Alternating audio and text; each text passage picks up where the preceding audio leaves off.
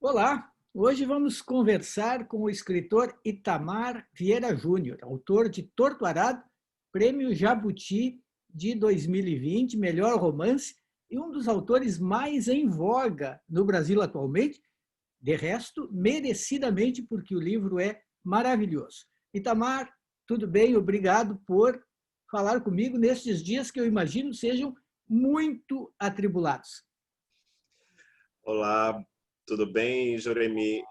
Eu fico honrado de conversar com você. Os dias estão atribulados, sim, né? Mas é aquele tipo de trabalho que cansa, mas é bom. Poder falar sobre o livro, poder celebrar com os leitores, né? Com o público, essa conquista é muito bom também. Itamar, vamos lá. Perguntas assim bem diretas. Finalmente, o Brasil se abriu para a literatura escrita por negros? Eu acho que a gente vive um momento muito importante, né? Um momento de transformações na nossa sociedade. Acredito sim que essas mudanças estão em curso.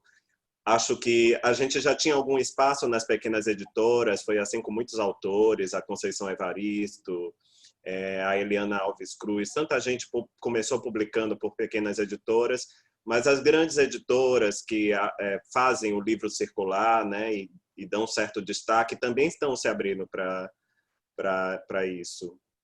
Cada vez mais a gente vem encontrando autores sendo publicados, né? Recentemente no Rio Grande do Sul, acabei de receber o livro do José Faleiro, Os Supridores, o Jefferson Tenório também com O Avesso da Pele.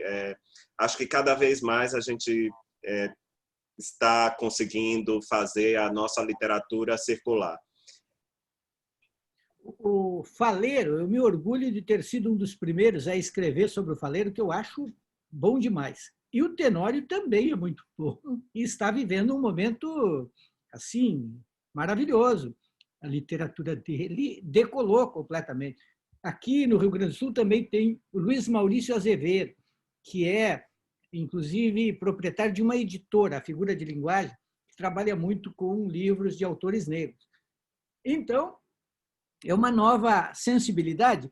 Agora, eu te pergunto, isso significa que o racismo está diminuindo no Brasil?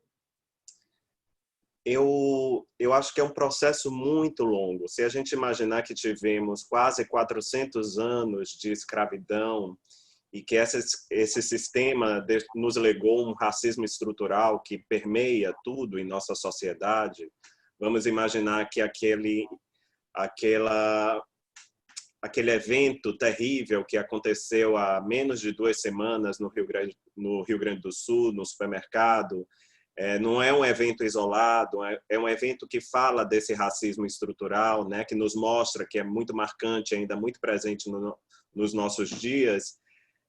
Tendo em conta isso, eu acho que a gente tem caminhado a passos largos, né? É claro que a mudança não será da noite para o dia, essa mudança é uma construção, né, de gerações, e acredito que as próximas gerações já herdarão um mundo, né, onde essas questões vão estar mais problematizadas, talvez algumas delas superadas. O que a gente tem feito hoje é debater intensamente. Então, parece que vivemos num mundo mais racista, porque a gente tem debatido intensamente, mas não é. Eu acho que o mundo cada vez mais tem caminhado para esse lugar, né, de entender que o racismo é um monstro a ser derrotado. E cada vez mais a gente fala sobre isso, a gente debate sobre isso, a gente leva isso para os lugares públicos, para os debates públicos, para as artes, né, para todos os espaços onde a gente pode ocupar, desculpe, e debatemos isso. E o que está acontecendo é que a gente tem debatido intensamente. Mas é claro que algumas conquistas são celebradas, né? A gente, por exemplo, há 15 anos temos um sistema de cotas na universidade para se reparar em parte essa injustiça, né, da falta de acessibilidade das pessoas negras e pobres às universidades. Algumas políticas públicas foram adotadas durante esse período, mas há muito, muito ainda por fazer.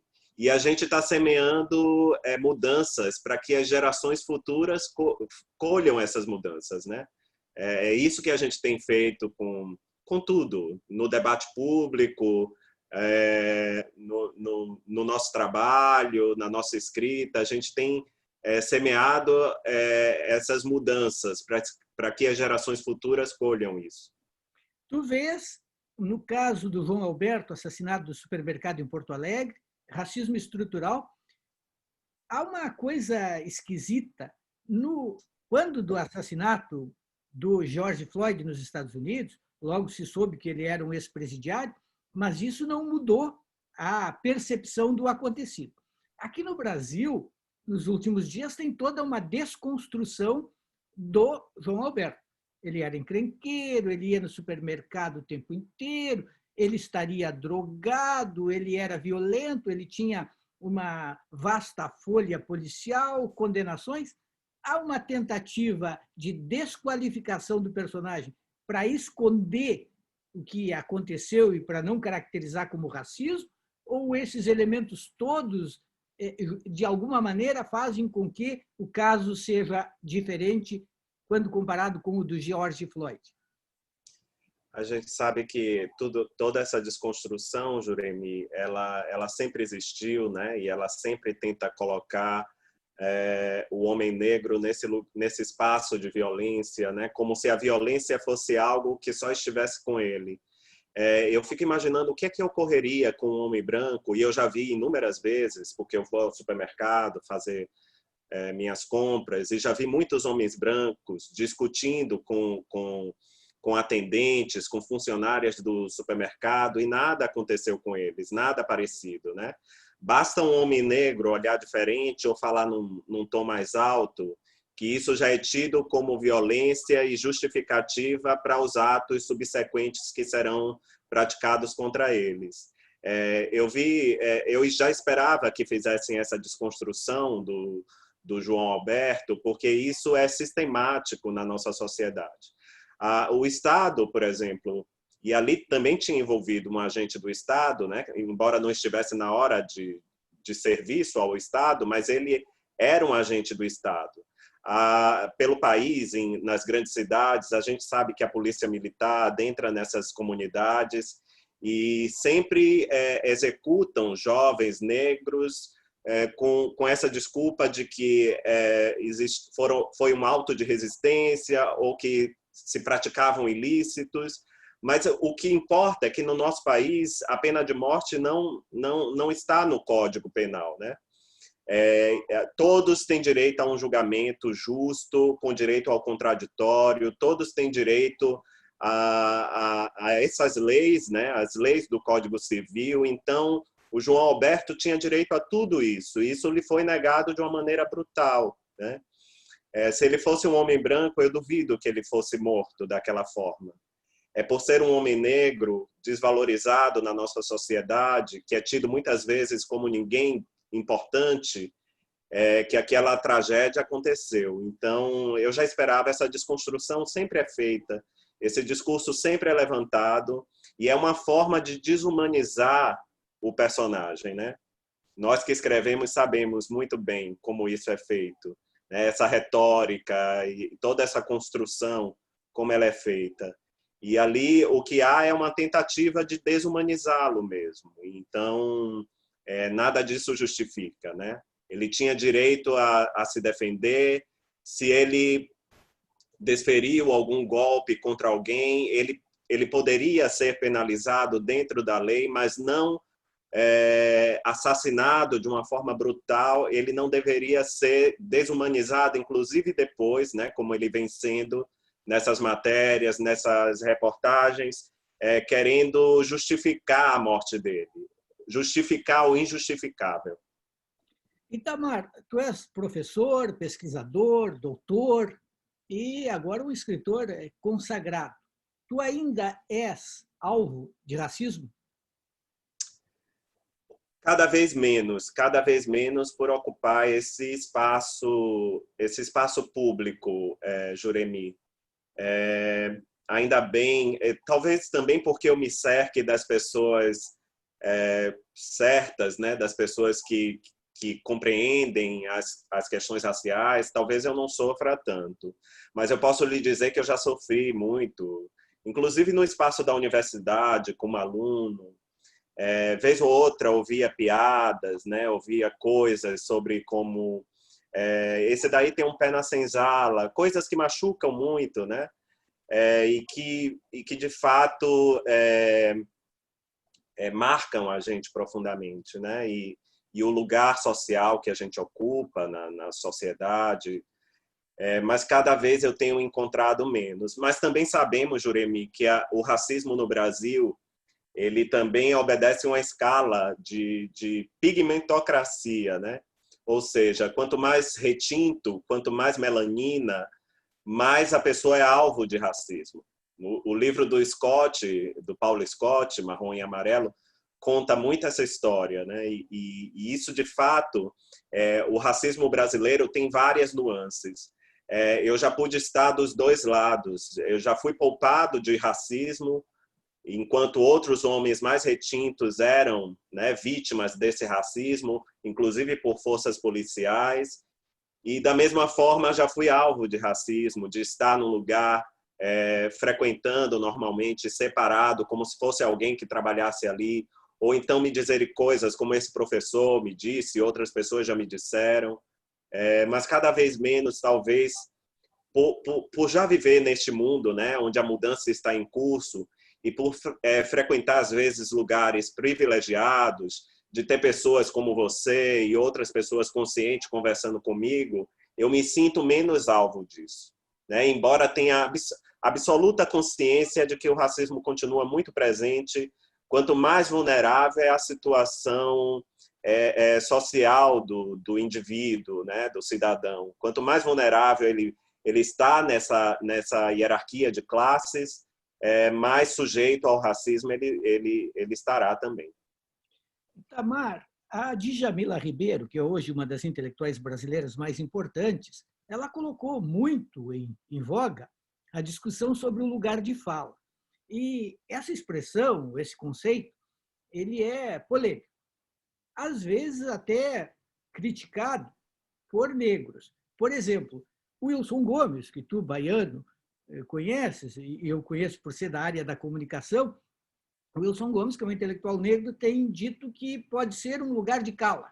Ele não diz com essa expressão, mas é isso que ele quer dizer, que pode ser a possibilidade de calar o outro, dizendo que o outro não tem legitimidade para falar. Como é que tu vês esse conceito? Ele é justo? Ele é adequado? Ele pode ser um instrumento para silenciar os outros? Branco pode falar de negro?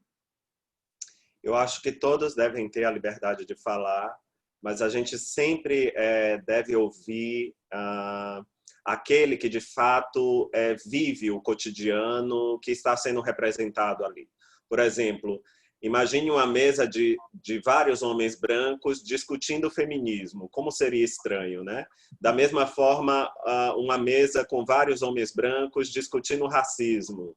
Seria muito estranho. Eu acho que todos têm direito à voz, todos têm direito a uma opinião, mas sempre essa opinião e essa voz deve ser confrontado com aqueles que são sujeitos do que se discute, né? É impossível para nós, eu e você, falar sobre feminismo aqui sem a presença de uma mulher ou de duas mulheres que possam contrapor e possam externar, colocar esse lugar de fala nesse debate público. Eu acredito que o lugar de fala tem uma importância fundamental, crucial no debate público, mas não deve ser um lugar de cala, como o próprio Wilson fala. Ele não deve ser uma camisa de força, nem deve ser uma tentativa de censura também. Já me perguntaram, Juremi, a respeito do lugar de fala nas artes, né? Como isso funcionaria. E aí já é mais delicado ainda isso, porque eu acredito que ninguém pode dizer o que alguém vai escrever e sobre o que deve escrever. E imagino, por exemplo, que a gente nunca deve dizer a um homem negro o que é que ele deve escrever, a uma mulher negra sobre o que irá escrever. Ele escreve sobre o que ele quiser. James Baldwin, né, tem toda a sua obra ensaística sua obra literária voltada para as questões de raça e o seu lugar como afro-americano no mundo, mas ele escreveu um romance, por exemplo, O Quarto de Giovanni, que é protagonizado por brancos, né? E isso não tira o mérito, né, nem a qualidade da obra literária do James Baldwin. Da mesma forma, a gente não deve dizer sobre o que um homem branco, uma mulher branca vai escrever, sobre o que ele irá escrever. Eu acredito que a arte é esse terreno da liberdade, né? A gente recria mundos, a crítica e o público vai dizer se aquilo tem algum valor. Não precisa a gente censurar nem se preocupar com o lugar de fala. Se tiver valor, né, vai permanecer. Se não tiver, a própria crítica, o próprio público vai apontar, né, as incoerências, as incongruências que encontram naquela obra. Mas, a princípio, eu sou contra qualquer tipo de censura. Acho que essa censura do lugar de fala nas artes, por exemplo, não é válido. Eu sei que é um debate acalorado esse. Nos Estados Unidos, mais recentemente, teve um livro, eu já esqueci o nome da autora, que ela retrata latinos sem que ela seja uma mulher latina, e isso gerou um debate muito grande, né? Os tribunais da internet cancelaram a escritora, mas até essa é a minha posição. Eu acho que a arte deve ser esse lugar da liberdade. Se não fosse assim, Flaubert não teria escrito Madame Bovary, Tolstói não teria escrito Ana Karenina, e tantos, o Jorge Amado, que tem muitos livros, né, que tem protagonistas mulheres, a centralidade da mulher negra ali, isso não poderia ser escrito, né, e eu acho que não contribui em nada. Agora, é claro que no debate público, eu acho que o lugar de fala tem o seu lugar de destaque, não deve ser um lugar de cala, mas deve ser um lugar sempre privilegiado e a gente deve sempre ouvir, né? Aliás, no teu belíssimo livro, Torto Arado, a meu ver, as personagens realmente muito fortes. É um belo livro, eu quando li, gostei de cara. As tuas personagens femininas são muito fortes e verossímeis. Sim. E sempre me perguntam, né, por que personagens mulheres e como narrar a partir desse lugar. Foi muito interessante, Joremi, porque quando eu submeti o livro, eu não sabia o que fazer, não conhecia editores, não tinha acesso a editoras, resolvi submeter o livro ao Prêmio Leia. E o Prêmio Leia é um prêmio que a gente concorre de forma anônima. Então, eu escolhi um pseudônimo neutro, que não dizia se era um homem ou uma mulher que tinha escrito, porque eu queria que o fato, o meu gênero, não importasse na avaliação da obra. E isso aconteceu, porque o júri ficou com uma dúvida até o final. Eles decidiram qual era o livro, o vencedor, e depois, quando abriram o envelope para saber quem era o autor, né, eles ficaram com essa dúvida até o fim, se tinha sido escrito por um homem ou por uma mulher. E esse desafio, acho que vai permear toda a construção da obra, né? A partir do momento que eu saio do meu lugar, do meu lugar, e vou narrar a partir de uma perspectiva feminina. Eu acho que a literatura é esse lugar da alteridade, que a gente se desloca para o lugar do outro, que a gente vive a vida do outro. É claro que eu nasci e cresci numa família, eu costumo dizer, de mulheres que são protagonistas de sua história, protagonistas da história da família. Os homens são sombras pálidas dela. Então, se uma personagem é marcante, né, na sua vida, termina que ela vai se repetir muitas vezes, de inúmeras formas, né, com essa centralidade. Da mesma forma que eu fui trabalhar no campo, e já trabalho no campo brasileiro há 15 anos, entre trabalhadores rurais, quilombolas, assentados, indígenas, e eu pude ver que a mulher vem ocupando cada vez mais esse espaço político, né, de liderança política, de presidente da associação de trabalhadores, ou seja, é uma construção de gerações e que culminou, né, nessa presença marcante, cada vez mais marcante, da mulher nesse espaço político da nossa sociedade também.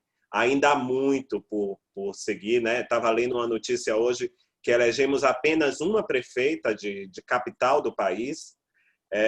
Há muito para avançarmos, mas de fato a literatura se antecipa e mostra também um pouco dessas mudanças sociais que temos passado nos últimos anos. E a mulher tem esse protagonismo por isso também em Torto Arado.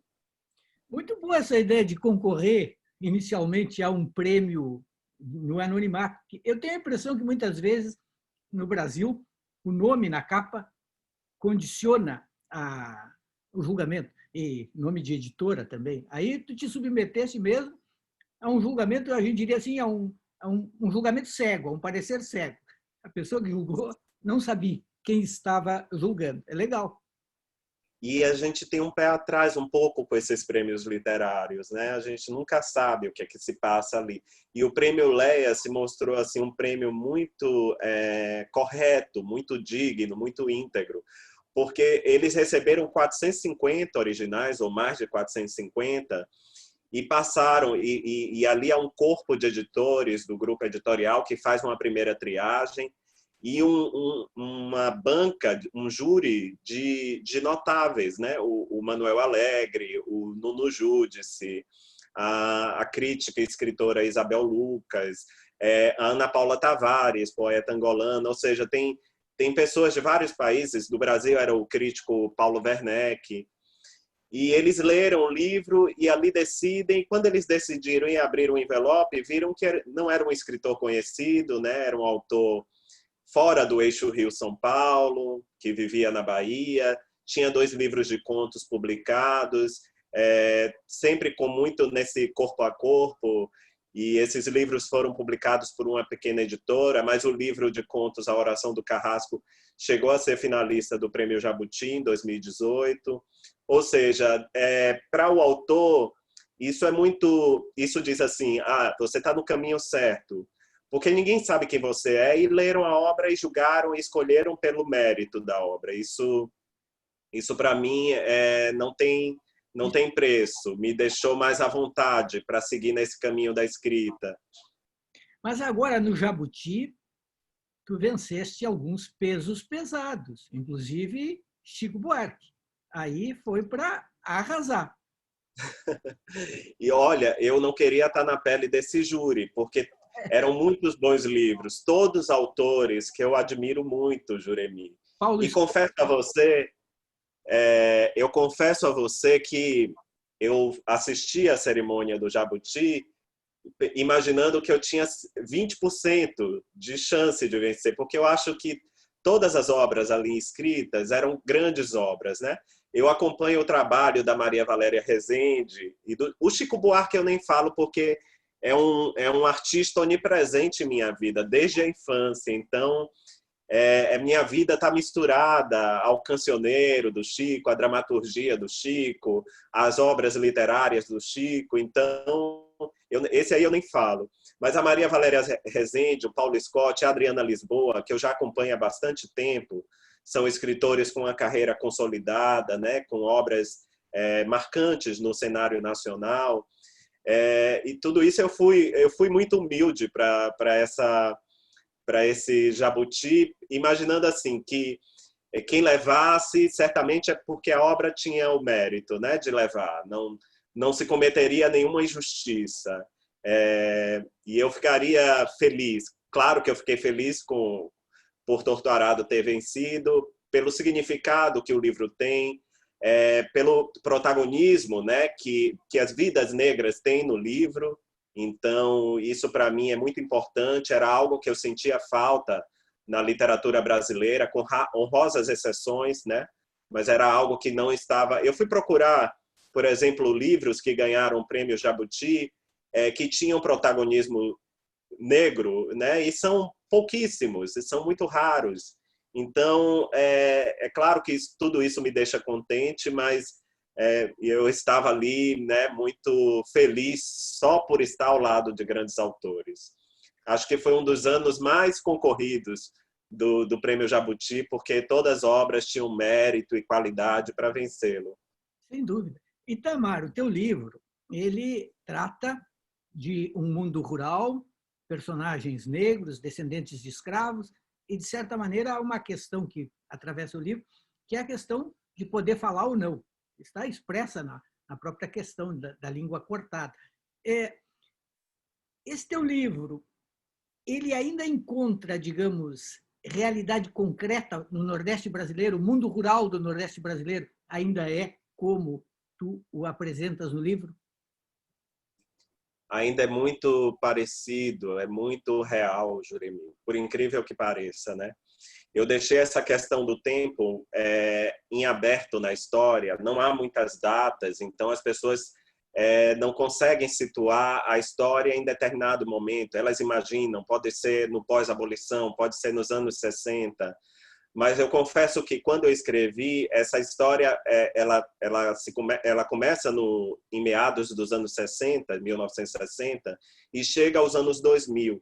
Porque como trabalhador, como servidor público, eu fui para campo a partir de 2005, 2006 e encontrei uma realidade que me chocou muito, né? Pessoas vivendo em regime de servidão, em terra alheia, sem direito à casa, né? A casa que vive, sem direito à terra onde cultivam, dando o seu trabalho para fazendeiros em troca de morada. Era uma realidade que para mim estava ali estanque nos romances da geração de 30 e 45 que me influenciaram sobremaneira para escrever Torto Arado, mas eu não imaginava que era uma realidade que chegava aos nossos dias. Então, Torto Arado faz um retrato que se aproxima do nosso tempo, se aproxima do que o campo brasileiro vive ainda hoje. Se a gente for olhar dados da Comissão Pastoral da Terra e de outras organizações que assistem aos trabalhadores do campo, às lideranças camponesas e ambientalistas, a gente vê que o Brasil é um dos países que mais matam lideranças camponesas e ambientalistas no mundo, né?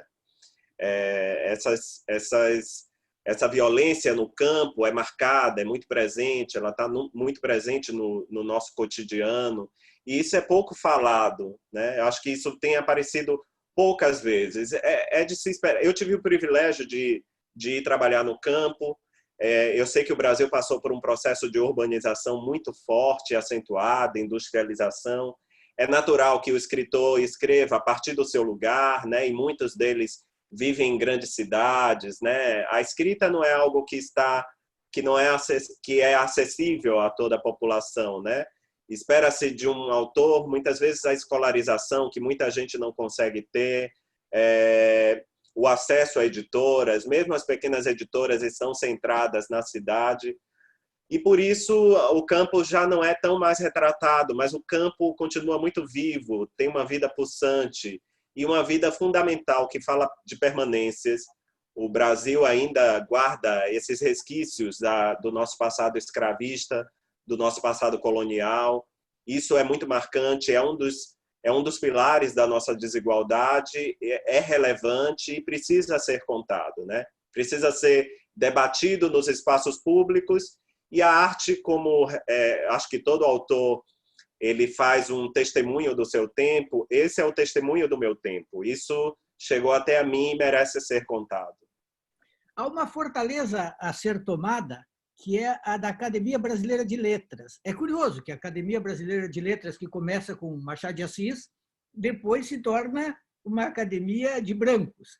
E há pouco tempo a Conceição Evaristo não foi eleita, quando, me parece, naquele contexto, ela era a grande escritora em competição e merecia entrar. Será que a academia está atenta a essa revolução, a essa mudança de sensibilidade? Será que ela está pronta para acolher um escritor ou uma escritora negra? Eu acho que a academia, como tem membros vitalícios, e se a gente for olhar a média de idade, as pessoas que ocupam esse espaço na academia, que vieram de lugares privilegiados, acho muito difícil que isso ocorra num curto prazo, né? É preciso uma transformação mais longa, mas eu acredito que daqui a algumas gerações, espero que uma geração, eu falei gerações, mas espero que uma geração, que a academia possa se abrir para essa diversidade das letras brasileiras, essa diversidade que representa o nosso povo, né? Não é admissível num país que 55% da população é formada por negros e descendentes, que a academia que representa as letras brasileiras não tenha essa proporção de participantes ou não tenha participantes no seu corpo, né? E que, é claro, a Conceição Evaristo, ela fez um movimento político muito interessante, né? Ela não precisa estar na Academia Brasileira de Letras, a obra dela já é consagrada, já tem um lugar nas letras brasileiras, ela não precisava estar lá, mas esse movimento da candidatura dela serviu para mostrar o racismo institucional, né? Como ninguém está livre, todas as instituições são atravessadas por esse racismo. E a obra dela, que tem esse mérito, que tem essa qualidade, que ela deveria estar integrada ao corpo da academia, não foi, e a candidatura dela serviu para mostrar isso, né? E para dizer que é preciso mudanças, apontar que a academia precisa se modernizar, precisa se aproximar do debate público. Eu vejo pessoas ali na academia que, sinceramente, tem uma contribuição muito pequena, muito menor do que a de muitos escritores que poderiam estar lá. E a contribuição da Conceição Evaristo, que abriu a porta, né, que abriu caminhos para muitos de nós, deu continuidade aos caminhos de muitos outros autores que a antecederam, como a Ruth Guimarães, o Lima Barreto, a Carolina Maria de Jesus. E a Conceição, anos atrás, começou a abrir os caminhos novamente para que autores negros pudessem publicar, contar suas histórias. É claro que toda a trajetória de vida e a qualidade da obra literária dela, ela tem mérito e merecia ser reconhecida pela academia. Mas se a academia não reconheceu, a candidatura da Conceição serviu para apontar que há muita coisa por fazer, há muita coisa por mudar. E a academia precisa se aproximar, né, do que é feito de literatura nesse país, e ela deve representar a diversidade, né, de nosso povo, a diversidade cultural e étnica do nosso povo. Somos diferentes, a academia precisa representar essa diferença também. Para terminar, que eu sei que tu tens a agenda lotada, Salvador é, eu creio, a cidade mais negra do Brasil. Ainda assim, dá para perceber no cotidiano e nas instituições de Salvador o racismo em suas diversas facetas, por exemplo, o racismo estrutural? Com certeza. Salvador ainda é uma cidade muito racista, Juremi. Eu vi muita gente comovida com o episódio do João Alberto em Porto Alegre e falando sobre a situação dos negros no sul do país. Mas eu via que tudo aquilo é muito marcante, muito presente ainda aqui em Salvador, né? Mesmo tendo quase 80% da população formada por negros e descendentes, é uma cidade que ainda tem muito racismo, é um racismo institucionalizado. Só para você ter uma ideia, na Polícia Militar, há muitos homens negros que servem à Polícia Militar, são servidores, mas a polícia nem por isso deixou de ser uma instituição racista. Continua promovendo o genocídio de jovens negros e periféricos. O racismo aqui ganha uma complexidade maior, né? Porque é um racismo que não é só praticado de uma pessoa branca para o negro, é um racismo que atravessa as negritudes também, e de pessoas negras de pele clara que às vezes não se enxergam como negras.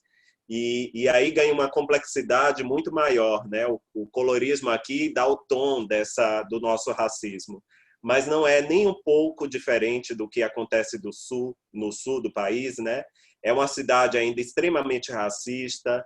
Já vi muitas pessoas negras serem retiradas dos espaços públicos, de supermercados ou de restaurantes, apenas por serem negras, apenas por estarem trajando uma roupa que não era considerada apropriada, coisa que não ocorreria com um homem branco, por exemplo.